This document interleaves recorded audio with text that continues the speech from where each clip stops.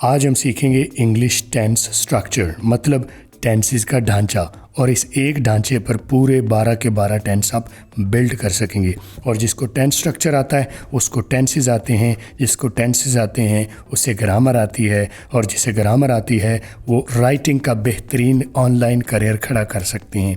तो चलें स्टार्ट करते हैं इंग्लिश टेंस स्ट्रक्चर या अंग्रेज़ी का पूरा ढांचा। मैं आपको ये भी बता दूं कि ये जो सीरीज़ चल रही है, ये सारे टॉपिक्स इसी सीरीज़ में, टेंस की सीरीज़ में मैं कवर करने लगा हूँ। और अगर बाय चांस आप ये वीडियो देख रहे हैं तो ये कोने में तरतीब से आ जाइए, पहली वीडियो से तरतीब से चलेंगे तब ये आपको मेरी बात समझ आएगी। अगर आप रैंडमली ये वीडियो देख रहे हैं तो शायद ये वाली बात तो आपको समझ आ जाए, लेकिन ओवरऑल टेंस आपका कंफ्यूज हो जाएगा। तो तरतीब से आ जाइए और मैं उम्मीद करता हूँ आप उसी तरतीब से आ रहे हैं। तो चले सीखते हैं।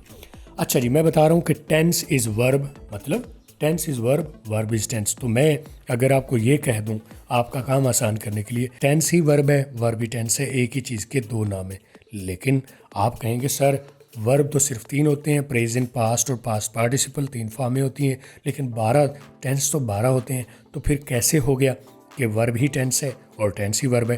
तो मैं बता देता हूँ कि टेंस जो है वो मेन वर्ब ही है, और उसके बाकी जो हिस्से उसमें जो हेल्पिंग वर्ब लगा के, इज़-एम-आर लगा के, आईएनजी लगा के, हैज़ हैव लगा के इनके वेरिएशंस बनाते हैं। यानी वर्ब वो 3 ही इस्तेमाल होते हैं और उसके साथ first form, second form, variations, is-M-are, ठीक है, हेल्पिंग वर्ब्स, ये सबको लगा के हम 12 टेंस बना लेते हैं। तो डोंट वरी, मेरे साथ चलते जाइए, इत्मीनान के साथ मैं आपको सारी चीज़ें सिखा रहा हूँ। Verb is tense, tense is verb. इस सारे सबक की PDF किताब का लिंक मैंने नीचे डिस्क्रिप्शन में डाल दिया, वहाँ से जाके फुल PDF डाउनलोड कर लें।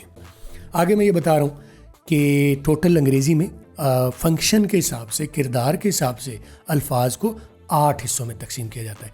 आमतौर पर आपने ये सीखा होगा पहले कि 8 पार्ट्स ऑफ स्पीच होते हैं। एक नाउन होता है, प्रोनाउन होता है, वर्ब होता है, एडवर्ब होता है, एडजेक्टिव होता है, प्रपोजिशन, कंजंक्शन, इंटरजेक्शन। तो आमतौर पर आपने इनको नामों से ही जाना होगा। लेकिन इसमें एक बड़ी गड़बड़ है कि लोग इनको नाम याद कर लेते हैं और फिर वो नाम अपनी बात पर पूरे नहीं उतरते। तो मैं आपको बता देता हूँ कि ये नामों के हिसाब से नहीं है, ये फंक्शन के हिसाब से, वो क्या किरदार अदा करते हैं बात कम्युनिकेट करने के लिए, लिखने के लिए या बोलने के लिए।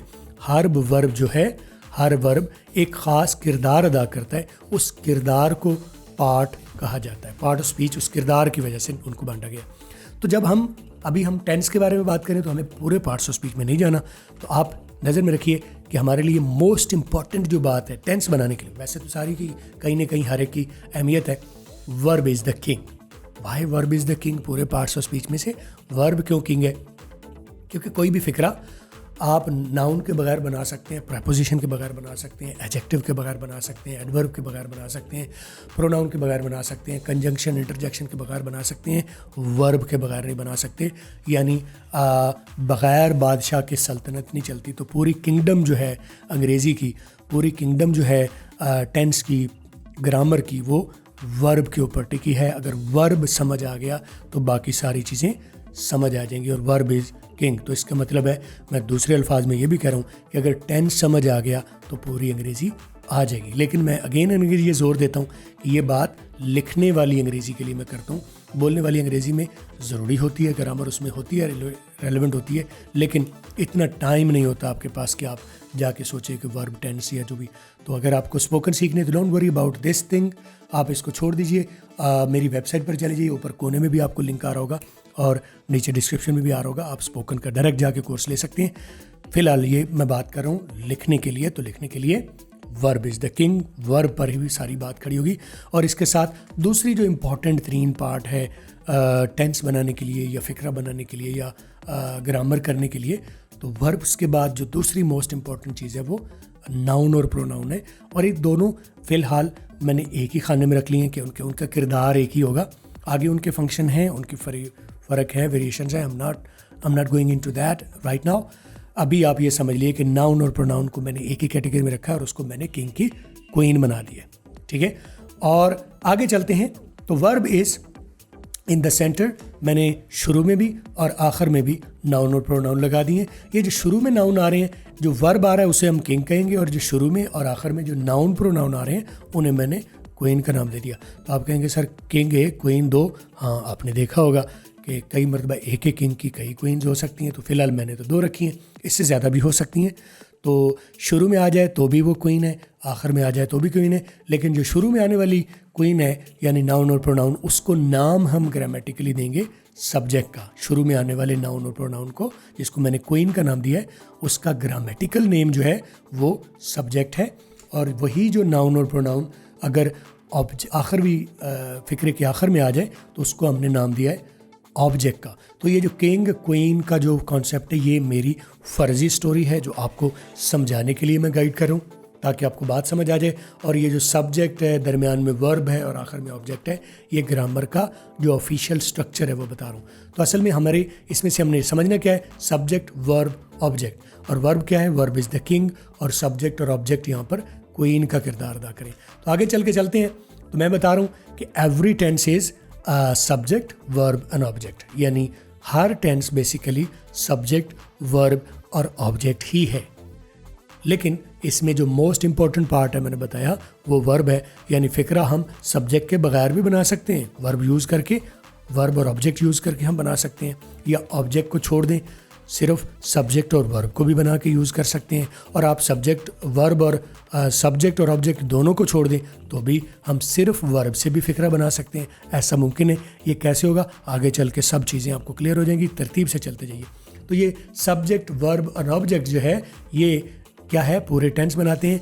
और ये वर्ब वाले हिस्से में जो सेंटर में वर्ब आ रहा है, इसके अंदर जो वेरिएशंस हैं, यानी इसकी फॉर्म चेंज होगी, इसके साथ इज़-एम-आर लगा दिया, इसके साथ हैज़ हैव लगा दिया, इसके साथ विल शैल लगा दिया है, वुड शुड कुड लगा दिया, वर्ब के साथ आईएनजी लगा दिया, एस लगा दिया। ये वेरिएशंस जो हैं वो जाके 12 टेंसेस बनाते हैं। लेकिन बेसिक स्ट्रक्चर जो है 12 के 12 टेंसेस में वो यही रहता है, सब्जेक्ट वर्ब एंड ऑब्जेक्ट। ठीक है, तो मैं क्या करूँगा, सब्जेक्ट वर्ब और ऑब्जेक्ट को फॉर्मेट में यूज़ करते हुए मैं यहाँ लिख देता हूँ। मैंने वर्ब में लिख लिया ईट, सब्जेक्ट में लिख लिया आई, और ऑब्जेक्ट में लिखा है फूड। अब मैंने बताया था ना कि नाउन और प्रोनाउन दोनों एक ही किरदार अदा करते हैं। अब देखें, शुरू में मैंने आई जो लगाया वो प्रोनाउन है और उसका मैंने किरदार सब्जेक्ट का रख दिया है, और आखिर में मैंने एक नाउन लगाया है फूड, उसका मैंने किरदार ऑब्जेक्ट रख दिया है। तो ये जो सब्जेक्ट वर्ब एंड ऑब्जेक्ट हैं, ये इनके किरदार हैं, जिन ग्रामर में हम इन किरदारों के, इनको हम आई ईट फूड को किरदारों का नाम देते हैं। सब शुरू में आने वाले को सब्जेक्ट, दरमियान में जो वर्ब है वो तो किंग बना दिया, उसका कलर भी चेंज कर दिया, और आखिर में आने वाले को ऑब्जेक्ट। तो ये आई ईट फूड या सब्जेक्ट वर्ब ऑब्जेक्ट, ये आपका बेसिक टेंस स्ट्रक्चर है। अगर आपका ये ठीक है तो टेंस ऑटोमेटिकली आपका ठीक हो जाएगा। और ये आई ईट फूड को मैं यहाँ से ऑनवर्ड बाकी वीडियोज़ में दूंगा 15-16, उसमें आई ईट फूड को मैं एज ए टेम्पलेट के तौर पर यूज़ करूँगा, एक मॉडल के तौर पर, एक सांचे के तौर पर, एक फ्रेम के तौर पर। वैसे हम सब्जेक्ट भी चेंज कर सकते हैं, वर्ब भी चेंज कर सकते हैं, ऑब्जेक्ट भी चेंज कर सकते हैं, लेकिन आपकी रहनुमाई के लिए, आपका काम आसान बनाने के लिए, अगर हम इस मॉडल के ऊपर भी रख के टेंस को एक मरतबा देख लेंगे तो बाकी चेंजेस आप खुद कर लेंगे। यानी सब्जेक्ट आप अपनी मर्ज़ी का लगाना चाहते हैं, ऑब्जेक्ट अपनी मर्ज़ी का लगाना चाहते हैं, वर्ब अपनी, यू कुड डू दैट, सब कुछ कर सकेंगे।